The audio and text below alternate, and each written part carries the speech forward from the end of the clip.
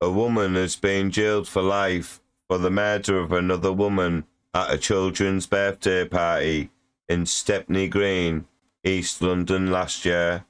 Hope Rowe, 33, stabbed 31-year-old Charlotte Lawler in front of family and friends, including children, after an argument broke out at the party. Rowe, who was given a minimum term of 23 years, was helped by her partner, Lee Holder, to both flee the scene and dispose of the knife. Police also recovered a voicemail on Rowe's phone where she had been recorded saying it was good she had killed Miss Lawler. Witnesses told police they had seen Rowe drive away with their partner following the attack just before 1 a.m. Armed police found Holder in his car in Tower Hamlets around an hour later, where he told them that Rowe had jumped out of the vehicle shortly after leaving the crime scene and claimed he had no knowledge of her location. Then later the same morning, Rowe handed herself in to Bethnal Green Police Station, where she was later arrested on suspicion of murder. She later claimed in court that her actions were due to the momentary loss of control. Detective Sergeant Dean Musgrove described the pair's actions as despicable and said he hoped the sentence gave the victim's family some closure. He added, "This sentence shows that killers will be pursued, even in cases where they attempt to mislead investigators." Here's some more news coming from down Swansea ways. An uncle and his nephew have been jailed for killing a man with a broken bottle after taking a cocktail of drink and drugs.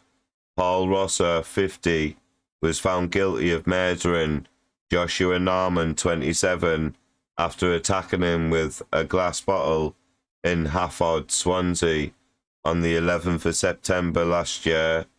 His nephew, Joshua Cullen, 32, was found guilty of manslaughter after Mr. Norman was stabbed in the neck in the middle of the day on Sim Road.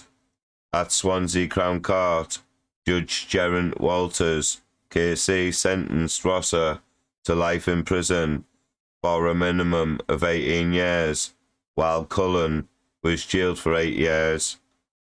Their trial heard, the pair were in a joint enterprise to kill after being involved in buying drugs with Mr. Norman on the morning of his death. Judge Walters said large cash withdrawals had been made by Mr. Norman and, along with Rosser, they met Cullen of Griffiths John Street, Warren Wen in Swansea, before driving off in a car to buy drugs. An altercation was captured on CCTV outside a shop in Port Tennant before Mr. Norman was later stabbed on Sim Road. The judge said Rosser of Macritchie Place, Gendros, Swansea, created a lethal weapon and deliberately used it on Mr. Norman, who was vulnerable. "I think you saw your opportunity and you took it," he added. This was a senseless killing while under the influence of a cocktail of drink and drugs, largely if not wholly funded by your victim. Alan Compton, KC, representing Rosser, argued that CCTV evidence showed his use of the broken bottle was impulsive. Cullen's barrister Andrew Jones, KC, said his client was not the one who used violence during the attack. CCTV showed the pair walking off as Mr. Norman lay in the road.